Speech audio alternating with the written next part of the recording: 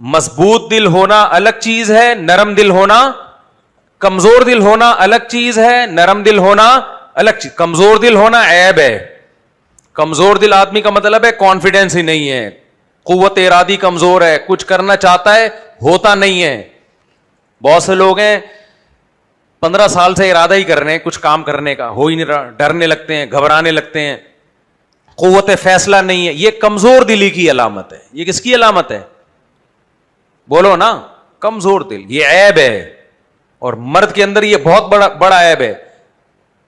آج عصر میں ایک بندہ آیا, کسی کا راز فاش نہیں ہو رہا, بیگم کی کوئی بات تھی تو میں نے اس کو سمجھایا,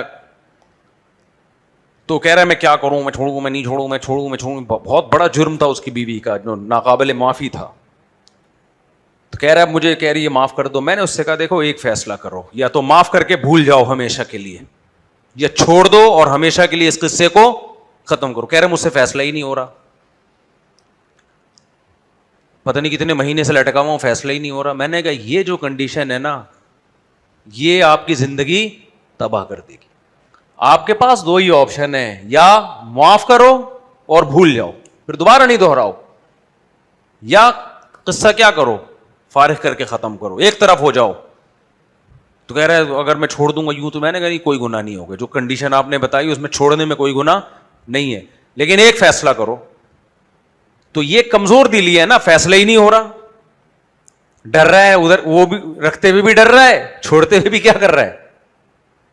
کنفیوزڈ آدمی دنیا میں کبھی بھی کامیاب نہیں ہوتا. دیکھو کیا یار بات سے بات نکلتی ہے, میں کیا کروں, میرا قصور نہیں ہے نا. غزوہ احد میں یہ جو میں نے جملہ کہا ہے نا, کنفیوزڈ آدمی دنیا میں کبھی بھی کامیاب نہیں ہوتا, اس دعوے کو ایکسپلین کرنے کے لیے مثال دے رہا ہوں. کیا کروں, کنفیوزڈ آدمی, غلط فیصلہ ہو جائے نا اتنا برا نہیں ہے, کنفیوژن میں رہے ساری زندگی یہ زیادہ برا ہے. غلط فیصلے کی تلافی ہو سکتی ہے, کنفیوز نے تو کوئی فیصلہ ہی نہیں کیا ہے, تلافی کس چیز کی کرے گا وہ, سمجھ میں نہیں آ رہی بات.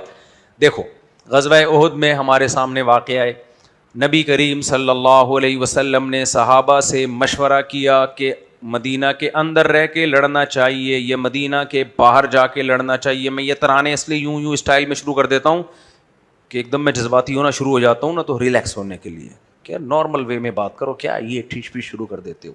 کیونکہ کوئی اگر یوٹیوب پہ چیخ رہا ہو نا اسکالر, مجھے بہت برا لگتا ہے, اور بعض دفعہ میری ویڈیو آنا دھاڑ دھاڑ کر کے, تو مجھے لگتا ہے بھائی آرام سے بولے یار, تو کیا کر رہا ہے, آرام سے سمجھا. تو پھر میں اپنی ٹون چینج کر دیتا ہوں. ترنم سے ہو جائے نا تو وہ ٹون کیا ہو جاتی ہے, چینج ہو جاتی ہے. تو آپ لوگ بھی مجھے نا ریلیکس آرام سے یوں کر دیا کرو, چیخنے کا دور ختم ہو گیا.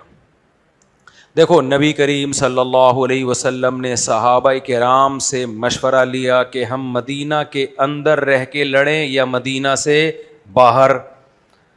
مشورے کے بعد فیصلہ ہوا کہ مدینہ کے باہر جا کے لڑیں گے. حالانکہ یہ اسٹریٹجی عام طور پہ اختیار نہیں کی جاتی. جب آپ کمزور ہوتے ہیں, دشمن پاورفل ہوتا ہے, تو آپ اپنے آپ کو ایکسپوز کبھی بھی نہیں کرتے دشمن کے سامنے. باہر آ کے لڑنے کا مطلب تو یہ کہ پوری فوج سامنے آ گئی ہے, اب گھیر کے قتل بھی کیا جا سکتا ہے اس کو. تو یہ مشورہ جنہوں نے دیا وہ نوجوان صحابہ تھے, اور نوجوانوں میں جذبات کا عنصر غالب ہوتا ہے. جو میچور صحابہ تھے ان کی رائے, خود نبی کی رائے بھی یہی تھی کہ مدینہ کے اندر رہ کے لڑنا چاہیے ہمیں, اس میں ڈیفنس ہمارے لیے آسان ہوگا. لیکن جو ایک فیصلہ ہو گیا بھائی, اس فیصلے کا نتیجے میں کیا ہوا, شکست ہو گئی. 70 صحابہ شہید ہو گئے. سمجھ میں آ رہی ہے بات. اب صحابہ شرمندہ ہوئے کہ یار ہم نے مشورہ دیا تھا باہر نکل کے لڑنا چاہیے, اور اس مشورے میں کیا ہوا, نقصان ہوا, اور نبی صلی اللہ علیہ وسلم کو ہماری وجہ سے نقصان اٹھانا پڑا. تو کیا مطلب, پھر قرآن آیتیں نازل کرتا کہ جن ہم لوگ ہوتے, ہم ایسے موقع پہ کیا کرتے ہیں, جن نے مشورہ دیا تھا نا ذرا آج لائن پہ آ جائیں سارے. شادی بیاہ میں تو یہی ہوتا ہے نا, آپ نے کسی کے مشورے پہ کہیں شادی کر لی, اس کے بعد بیوی صحیح نہیں نکلی, اس نے مروایا میرے کو, اس کو نہیں چھوڑوں گا میں. اس نے بندوق تھوڑی رکھی تھی, ایک رائے دی تھی نا, فیصلہ تو تم نے خود کیا ہے. اب ہم ہوتے اس موقع پہ, جنگ کے موقع پہ ہمارا کوئی کمانڈر ہوتا, ہم تو بلا یار ادھر آ جا, لائن پہ آ جاؤ, تم نے بولا تھا نا, تم نے بولا تھا, تم نے بولا تھا, یہ سارے اس طرف آ جائیں.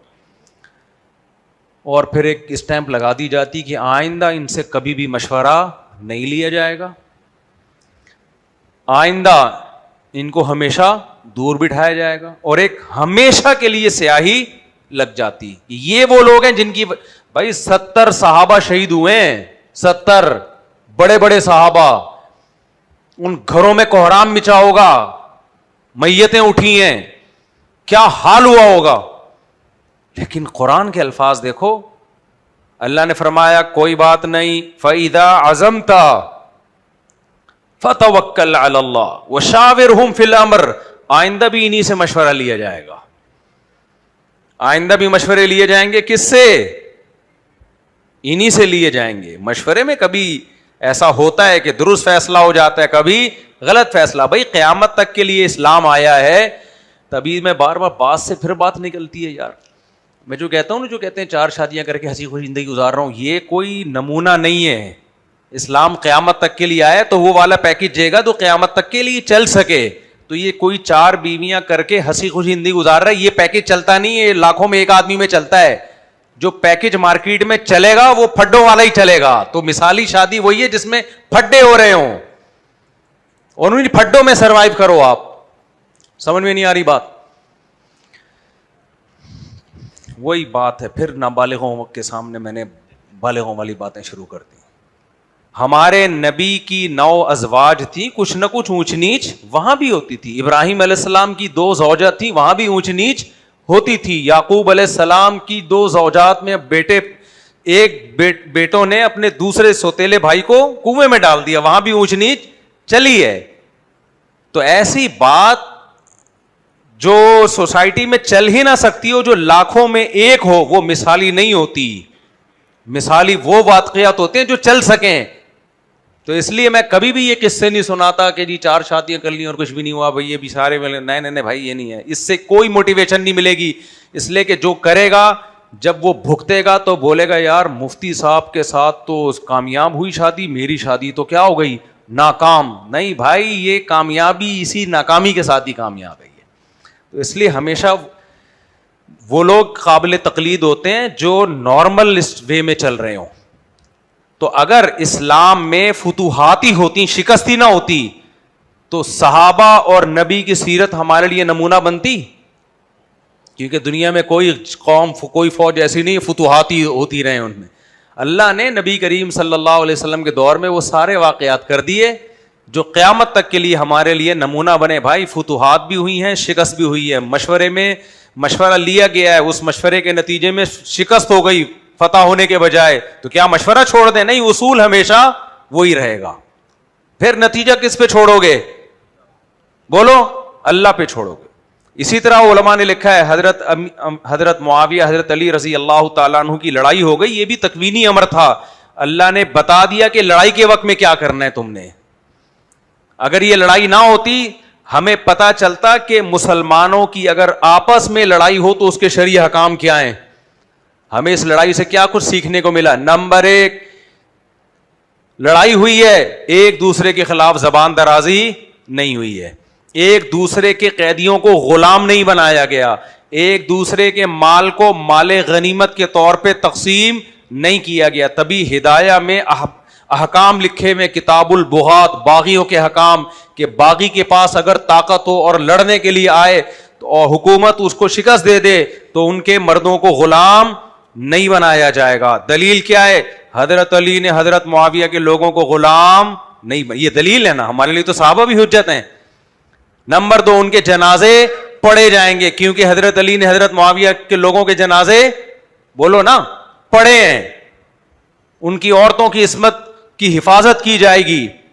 یہ ساری چیزیں ہیں, بشرطے کہ باغیوں کے پاس ایک کیا ہو, پاور ہو, جیسے معاویہ کے پاس پاور تھی. اگر اس کے پاس پاور ہی نہیں ہے تو اس کا مطلب سوائے فساد کے کچھ بھی نہیں ہے. تو یہ سارے حکام کہاں سے لیے گئے ہیں؟ صحابہ سے لیے گئے ہیں. اور پھر حضرت حسن رضی اللہ تعالی عنہ نے سلو کر کے اس لڑائی کو ہمیشہ کے لیے ختم کر دیا. یہ بھی ہمیں حکم کہاں سے ملتا ہے کہ بھائی بعض دفعہ صلح کے لیے اپنے حق سے دستبردار ہونا پڑتا ہے. یہ بھی کس کی سنت ہے؟ اکابر کی سنت ہے. تو